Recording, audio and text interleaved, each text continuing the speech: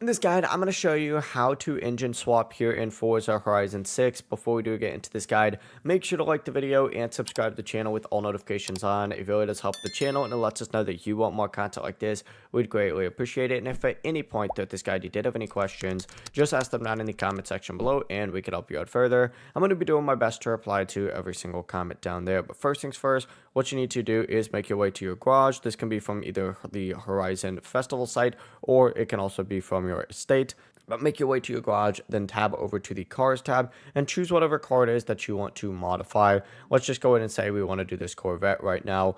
If you want to choose your car, go into my cars, select one from here though. Once you go in to do that, go into upgrades and tunings and go into custom upgrade. You're going to see a bunch of different settings in here. You need to, of course, specifically go into body kits and conversion. So go ahead and open that up. And once you open this up, you're going to see an engine swap option on here. Keep in mind, not every single vehicle will have this option and not every car will support those engine swaps. You need to use one that obviously has an engine swap ability on here. Then go through, find whatever one you want to engine swap with, just like so. Once you go ahead and find one, go ahead and do this. You can also press the accelerator to see what exactly the car would sound like as well before picking. But once you pick the engine, back out, it'll say like install parts. Make sure you go ahead and select that, confirm the purchase, and of course the engine will then swap. That's the full process though. It really is as simple as that. If you guys had any questions,